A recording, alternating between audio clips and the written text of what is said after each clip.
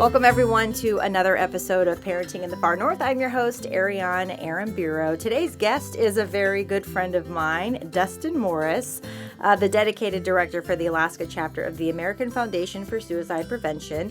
As the sole staff member, he tirelessly covers the entire state, focusing on suicide prevention, education, advocacy for better public policy, and support for lost survivors and those with lived experience. Dustin advocates for increased support to save lives and bring hope to those affected by suicide in Alaska and beyond. Please welcome to the podcast. Thanks for being here, Dustin. Thanks for having me. I really appreciate it. No, I love having you on. And I do want to give a disclaimer. We know today's topic, it could be triggering for some that are listening, and people, we're going to be talking about suicide prevention and signs to look out for. And as always, if you or someone you know is struggling or in crisis, your help is available. You can always call or text 988. We want to make sure that we put that out there. But first, let's just begin with you. Let's get to know who Dustin is. You're also a dad, so you got the parent hat that you wear. So tell me a little bit about yourself. Well, as you mentioned, I am a dad. I have 3 littles at home. I have a soon-to-be freshman at East High, so I'm excited. I have a middle schooler who will be on his own without his big sister this year, and then I have one that is still in grade school as well, who's going to be a 3rd grader. Believe it or not, I'm like, wow, 3rd grade already. Right? Yeah, we have our kids are our little ones are. Yeah, I'm gonna have a 3rd grader. You have a middle. Elementary, middle, and a high schooler. 3 schools next year we've got to deal with, and also all those new schedules. The time changes. You guys are going to be busy. Yes. Well, tell me a little bit about how you got into this field. I know you're big on advocacy and being big into the community and support. How did this land in your lap? It actually happened because of being a dad. So 2019 is when I joined this organization. I was previously working at the Heart Association as the race director for the Heart Run, which I loved, but the state has a notorious problem with suicide. We often are leaders in the nation. We're number 2 right now. And at the time, I really didn't know a lot about the issue, but I had read an article in the paper, and it had listed our suicide rates, and they started at age 10. And at that time, I had a 9-year-old turning 10, and it just broke my heart to think that we live in a world where a 10-year-old might contemplate that, let alone take action to actually end their life. And if I could do something about it, why wouldn't I? And sure enough, I got a phone call from these guys and said, let's go. And that was 5 years ago. So I've been working at it since then. Talk a little bit about what you do in your kind of day-to-day. I know it's big about reaching out and advocacy, covering the whole entire state, and lots of resources there.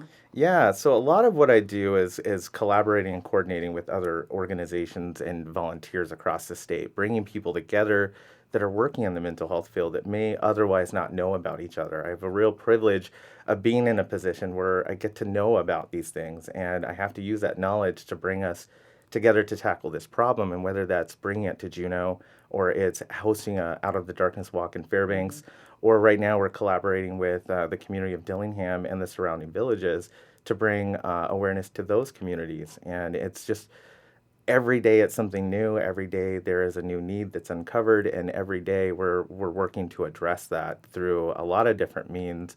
But mostly it's through our programs that we get to implement in our schools across the state. And talk a little bit about the facts regarding teens and suicide. I know you mentioned Alaska. We're number 2, which is not a great number to be in, but what can you share? Yeah, so when we look at our youth suicide is one of the leading causes of death. It's often either the first or the second leading cause of death, depending on your demographics, how you identify.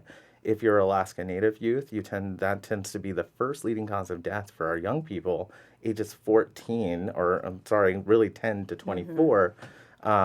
But in that same demographic for non-Native people, you see it being the second leading cause of death. So no matter who you are, the risk factors are there, and we're seeing an uptick within this group, not just in completions and deaths, but also in attempts in our emergency rooms and our physician clinics.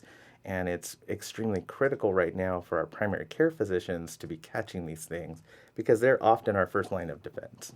As parents, what do they need to know?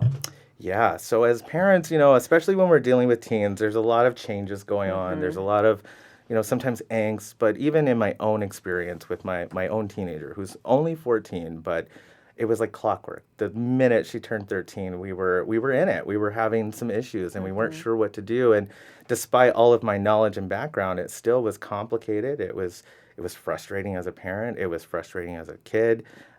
We were able to get my kid into counseling, and so she was receiving monthly counseling and is much better and doing well, and received a lot of good coping skills that we were able to work with her through.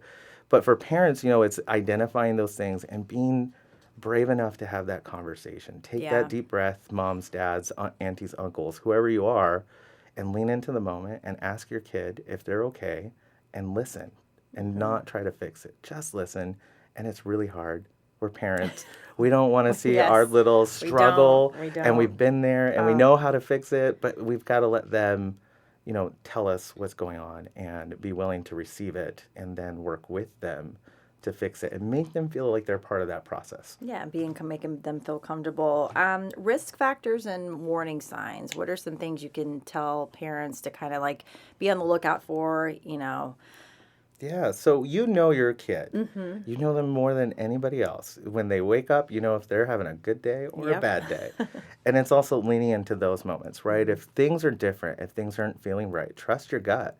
You know your child, and that is a sure sign that something's wrong. And as the trusted adult, you need to lean in and ask, "Are you okay? Have you ever had thoughts of ending your life? Have you had thoughts of suicide?"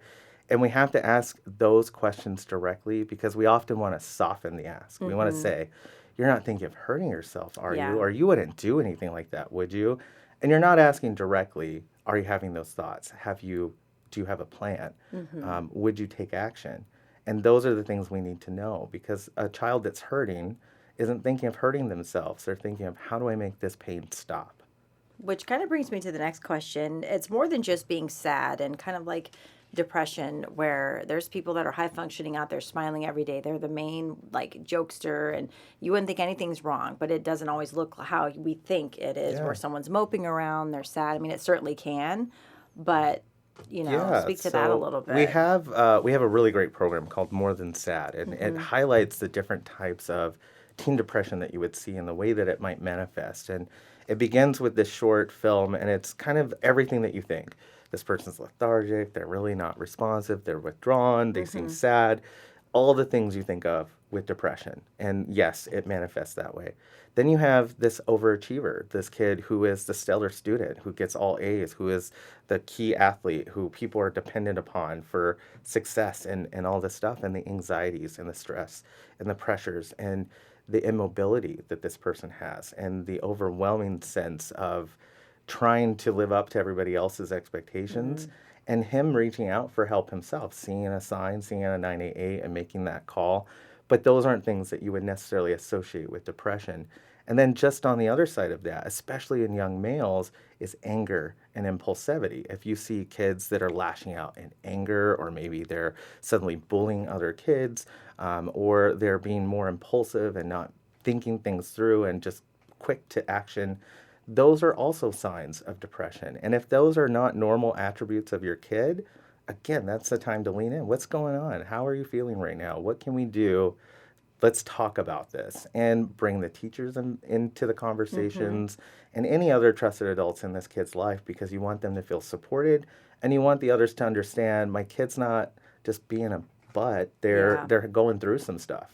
Are there different approaches to talking to the tweens versus the teens? It's a very 10 up to 18. Yeah. That's kind of a big gap. To a 10-year-old, how you would talk to a 17-year-old, What does Absolutely. that look like? So I have a range of kids in my house, and each one we've had these types of conversations with, and certainly you just talk to their level, their understanding. Oftentimes when we're talking to grade school age kids, we're really just talking about feelings, emotions. How are you feeling? Can you describe that feeling to me? They may not have the words. My own teenager at the time, when we were in the thick of it, she couldn't explain to me what she was feeling, but she could point to her chest, to her heart, and say, "It hurts. Dad, it hurts." And I knew what that meant.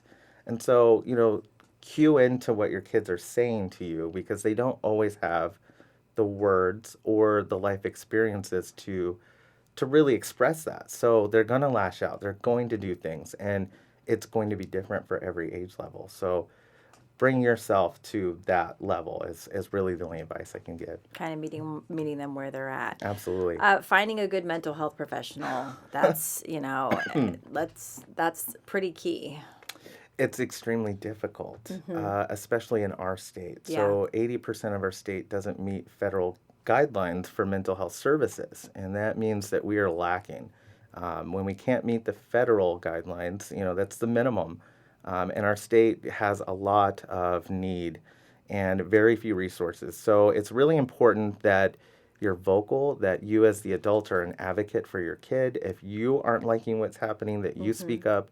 If you notice your kid's uncomfortable, that you speak up. Again, often they're trusting the adults in their life, and if they're not comfortable with them, you're not going to get the results that you want. So as the adult, we need to advocate for our kids and make sure that they're having a good experience, that we're seeing the results that we hope for, and if not, that we can navigate a system that's often really difficult with support. And there are resources out there to help parents know what to do and how to get through those really hard systems. I know you guys have a lot of resources on your website. What do you do if they don't want to talk? I know you said listen, but do you keep trying? How much is too much? You don't want to push too much. I mean, there's no rule book to how to have these conversations. There's none. And there are the times when your kid's just not going to tell you. They don't want to talk to you. You're the last person they want to tell for many reasons. And so it's good idea. This is the way that I do this, and this is the way that we're kind of taught is, well, if you're not willing to talk to me, is there someone else that you would be willing to talk to? And if you're comfortable with that as the parent, as the adult, I think you should make that an option, but always keep the invitation open. Hopefully your kid comes around and they're wanting to talk to you, but just let them know, like, hey, when you're ready, I'm here. I get it. I've been there too. I don't want to talk about it all the time, but we need to, and we need to remind them that, like, hey, you can't keep it in forever. We've got to talk about it at some point. And when you're ready, I'm here. What about resources for the LGBTQ community? Yeah, so we have some really great organizations in our state, but also some national organizations that people can reach out to. And so just even going to afsp.org/LGBTQ, you're going to find a number of resources. And it's always appropriate to ask if the counselor, physician or therapist is LGBTQ competent, or any other identities that you might want that person to be competent in. There are websites where it's kind of almost like a dating site where you can kind of put in these things that you're looking for, and a person will pop out that meets that criteria for you. But there are resources there, and they're really needed. We need more resources, and we need more of our communities to make those resources accessible.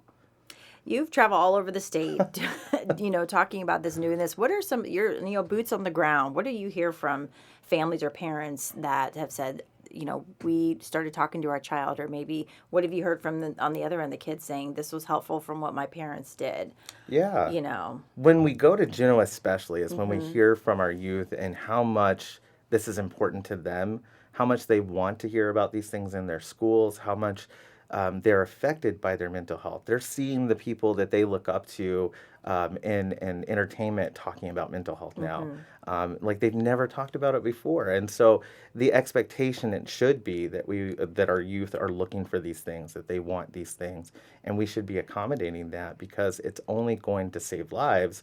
And that's the end outcome. And so when I travel the state, everybody's looking for that. They're looking for resources. They want to provide for their kids. They want to answer the questions that their kids have. And so now it's the youth kind of educating the adults on the topic, which is a great thing. I love it. Yeah, I feel like COVID kind of blew that absolutely wide open. Everybody starts now talking about mental health, which is great, moving us in that direction.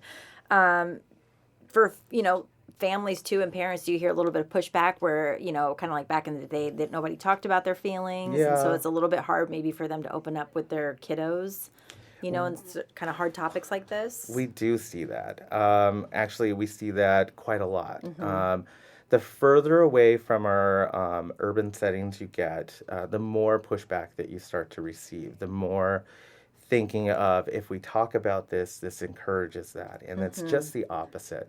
When we don't talk about it is when we see suicides occur, when we see attempts occur, and when we see our youth struggling the most.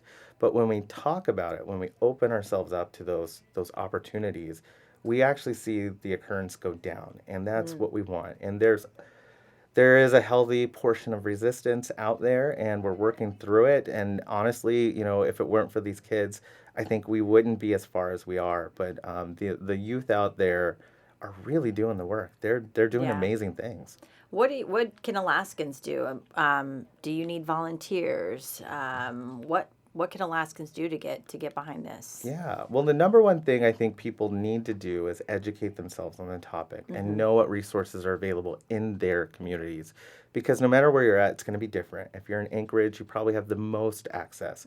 But let's say you're in a place like Tooksik Bay where, you're relying on a school counselor for 6 months of the year, and then through the summer no one's around. What do? Yeah. You have to know about 988. You have to be able to call someone and get access to a person that can hear you. So what Alaskans can do is really just educate themselves, look for those resources. Just go to 988.org and you'll find a ton of them, or find AFSP and you'll find them as well. What about peer-to-peer chats? Do you find that a lot where even not just parents knowing to recognize the signs and what to say, their friends? Yeah, so we actually just helped, or we advocated for some legislation for peer-to-peer support for our first responders, right? So there's another group that is constantly in this state of seeing trauma, experiencing trauma, and not having resources. And we need our first responders to be at their best. And having a peer-to-peer support group is really, really helpful. In some of the schools, they have a program called You're Not Alone, or they call it YANA. And that is focused on bringing kids together, giving them those social emotional tools that they might be looking for, and just being a support system for them. And it's all led by the youth for youth. And I really love those programs because I think that's where we see the most success is when we give the kids the tools on how to talk about this smart and then let them do it. And I imagine, too, having these kinds of conversations like on this podcast, talking about it more kind of lowers the stigma around the shame of someone maybe attempting it or thinking about it and feeling, I should not be thinking that. I'm not going to talk about it. I'm sure. Talk a little bit about that, that shame stigma that surrounds this topic. We live in a really diverse state, right? The diversity here is everywhere. You cannot look in a room really and see yourself copy and pasted everywhere, which I love about our community. But with that comes all of those cultural differences, all of those stigmas that come along with that. Even let's talk about our Black and African American community. Within that community, it's really not widely accepted to talk about your mental health. There's a lot of things and nuances to consider, and AFSP took note of that, and we partnered with historically Black colleges, and we said, how do we do this? How do we work within this community where we're seeing a rise in our suicide rates, but we're also seeing a community that's really resistant and for lots of reasons not wanting this kind of help? What do we do? And so we worked within the community to create resources that are culturally competent, that come from within, and have real representation to bring it forward. And we do that with all of our things, whether it's LGBTQ, whether it's Alaska Native, or it's another group that is struggling or needing support. We turn to that group and we look to them for the answers. We're not trying to provide it. We're like, you already have it. Let's figure this out and bring it forward. And that's how we're addressing those stigmas, is trying to do it from within. And you have a trip that's coming up. You're going to be going to D.C. Do you want to tell us a little bit about what you're going to be doing with that? So every year, the American Foundation for Suicide Prevention and all of our chapters, and we have chapters across all 50 states and Puerto Rico, we go to D.C. and we meet with our federal delegates and we talk about this issue, and we talk about it very candidly. And this year, our goal is to encourage more federal funding to be delivered to the state of Alaska to work with our Department of Health and to make sure that those funds are being applied where they need to go and where they can make the most impact. And that is our goal, that is our aim, to go to D.C. and to bring back federal dollars that are going to help us in our crusade to stop suicide.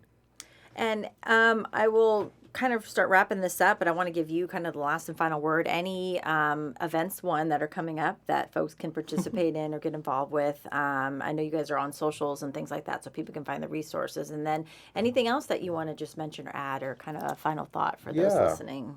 So as we've ended our legislative session recently, the American Foundation for Suicide Prevention, along with many other nonprofits, have been really pushing forward for an updated guidelines for mental health in our schools. It has been 20 years since we've had an update. Wow. Our federal guidelines were recently updated. So again, we're looking at our federal government. They're the bottom line, right? Like, this is where we need to be at best. And so now that the federal government has updated their guidelines, there's no reason that we shouldn't update ours. For them to be 20 years old and our kids still struggling, to see the Surgeon General come to Alaska and really request that we aid our kids, that we end this crisis that we're seeing across the nation, it's really sad that we haven't seen this update yet. And whether it's legislated or the Department of Education decides to do this, or we continue to piecemeal this together with schools across the state, it's really important that our youth understand and know what mental health is, and not be guessing and not be struggling with it, and know that there is help available. So at the end of the day, that's our biggest desire, that's our biggest push right now, is to continue to give kids education opportunities to learn about mental health. And it is not all the controversial things that you hear. It is not the things. I promise you, if you look into it, we're really teaching about your feelings, your thoughts, what to do when you need help, and where to go when it feels like nobody else can do anything for you. And again, if you want to give your website and the resources too. Yeah, so you can log on to afsp.org/Alaska. That'll bring you to our Alaska website. Or you can go to 988. You can call, text, or chat when you need help. It's available 24/7 and all year round. All right. Well, Dustin, thank you so much for coming on, and we will look to see you more in the community and hear back what's going on with DC and that. So thank you so much. Yeah, thanks for having me. And thank you all for listening to another episode of Parenting in the Far North. Don't forget to like and subscribe.